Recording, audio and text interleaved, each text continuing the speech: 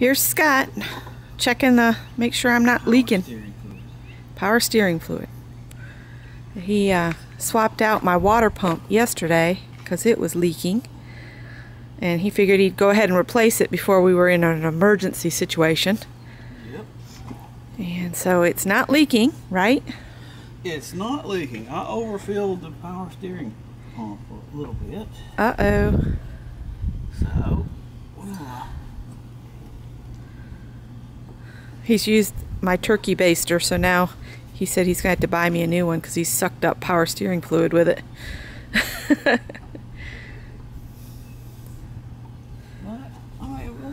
get there. Uh-oh. There we go. So, Don't want to make a mess. yeah. So that's what he did yesterday. I'm going to show the rose of Sharon that's blooming. That other one's still looking poorly. Why does Sharon get all the roses? Because Sharon is pretty. You have Rose of Becky. Rose of Becky? Okay. Thank you, sweetie. But this one's the white one, and that other one's my purple one. And we are going to add to the pile. I'll show you the start of the pile for Tuesday. What's bad is everybody will be blowing up fireworks the next 2 nights. So that's the pile in the front. I've started work on the overgrown area by the shed, and I'm going to help Scott in that back corner. He's going to break down the old composter, and I'm going to cut down wisteria. We'll walk back there. I'll be right back. Amelia's getting some fresh water. It was really disgusting. Hang on, Amelia. I'm not going to spray you, honey. I just got to get it back in there. She's very thirsty. It was very disgusting. The water gets very slimy. You have to change it every day out here. I hope Greg's changing it every day. Amelia, you got a boo-boo on your leg. I'll have to look at that. I don't know why she's got a sore on her leg. I'm going to have to check her leg. Puppy, what you been doing? She's getting to be an old girl. She's 16, I think. Something like that. Uh-oh, we're full. And I'll pull the hose pipe out. Bernadette's still inside. I'm waiting for her to eat. You have to tell her she's a good girl and she's pretty, and then she'll finally eat, but you have to ignore her for a little bit. I'll go let her back out. I just can't feed her with Amelia because Amelia eats so fast, and then she'll eat all of Bernie's food too. So back here's what we're trying to tackle.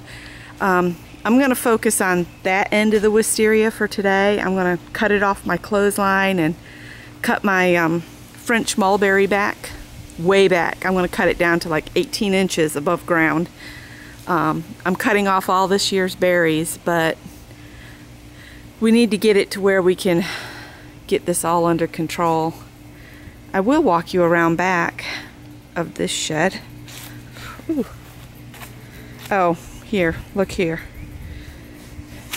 You see that little thing on the branch? That's a praying mantis egg sac that Greg bought and wanted out here. So I'm just going to show you around here real quick.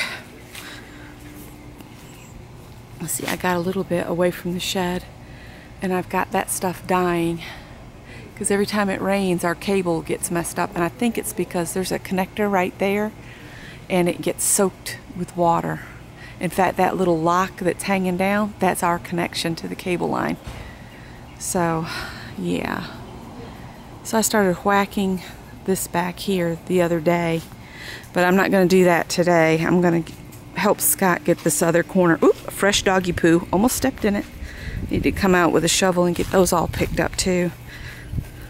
And so that is going to be our goal for today, is maybe from the first pair of clothesline back to the corner. Hopefully we can get that clear today. And I'll come back after we've worked out here a while. Bye. All right. It's last count was 104 degrees and feeling like 108. And camera's gonna fog up, of course. Maybe it'll clear here in a minute. I just wanted to show y'all how far we got.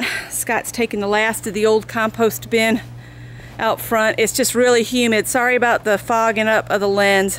It'll clear back up when we go back inside. Nothing holds up anymore.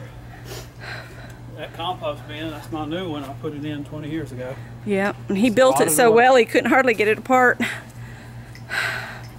But you can see between the fences here, the vine, that's wisteria, and that's why I hate it. I don't know how we're going to manage it, but Scott's doing a little bit at a time. He's pulling it up and getting it out. You can see up here how he's got that pulled above the fence just by reaching it down in and working it up little by little. But it goes all up in that tree on the neighbor's property. It actually starts over there in behind their shed. Spreads by rhizomes underground. And you can see there's a big root right here. Yeah. And it actually came over from the neighbor's yard. So it spreads by vining and by rhizomes running under the ground. So it really sucks. So if you're thinking about planting it, rethink it, okay? I think you need your head examined if you're thinking about planting. That's from Scott.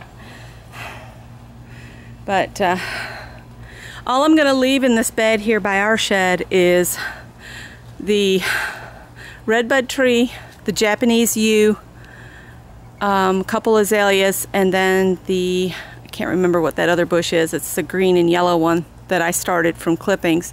But the fence trees, the ones that are growing between the fences that go all the way up to the cable line, I'm going to cut them back as far as I can, because that's what the utility companies do whenever they finally make it around. You can see, if you look back in there, you can see where they had previously cut them off.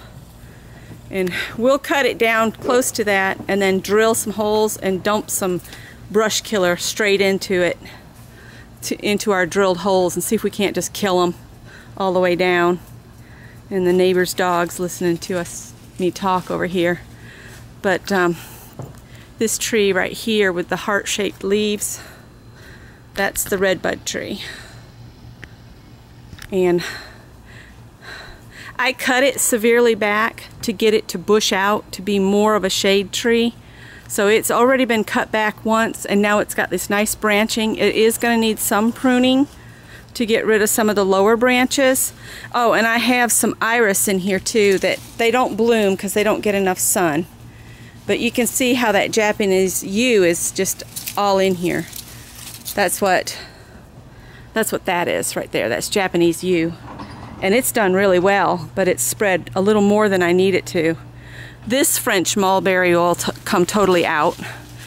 The Japanese yew I'm going to get down to maybe 6 to 8 feet, trim it down. This chestnut tree, it has to come totally out. It starts over there and it's got a branch over here. The mimosa tree needs to come out back there. That's the one with the funny little pink flumes on it. And you can see the vines that I cut yesterday are dying that go up the pole, except for one that's over our connection. And I think that one is a wire, we call them wire vines. They've got really heavy thorns on them. So I always dread having to deal with those. But you can see that wisteria is clear over here. This is wisteria. And it's in the ground here. I don't know how we're going to manage it. If I can just get it down and under control some, and then I'll mulch this bed real well, and hope and pray it doesn't sprout back up before we've gotten the sold deal on the house. So anyway, don't know whether to dig the clothesline up and take it with us or not, but I really like that clothesline, and Scott built it for me. We'll see. I don't know if it'd be a selling point. And as far as the garden, I'd hate to start all over, but now that we've learned some things, I'll probably not do this method again, unless I can get a lot of mulch to go between the rows instead of just the rolled roofing. It was a learning experience for us. Greg's tomato and peppers that he started from seed indoors during the winter, they're not doing too hot, but we're gonna wrap it up and go get some burgers somewhere. But We need a shower first. You see how raggedy Scott looks. Now, ready for a real shock? Hi! And I gave the girls each a cool down. I need a close-up. Oh, Scott says he needs a close-up. After working in the heat. Hopefully Amelia won't see the gates open. Howdy, folks. Isn't he a goofball? Amelia, did you like to get wet? Was it fun? She's a good old girl. You're two good old girls. Yeah. I'm waiting for her to notice the gates open. Amelia, if she notices the gates open, she'll be gone. Oh, I forgot about it. Yeah, see, even Scott forgot. Sweat rag. Yeah, and you did you already get the crowbar and the hammer? But I wet the girls down, and Bernie's been rolling in the grass. Bernie can hear my voice. Yes. Say wiggle, wiggle, wiggle. Wiggle, wiggle, wiggle. Yeah. She's rotten. They both need a trip to the beauty parlor, but that might have to wait till my next trip down. All right, girls, they're going back under the shed. And we're going to wrap it up for today. Y'all take care. Leave us a comment if you enjoyed this silly video of the two of us working in the yard. Scott said, that's all, folks. That's right.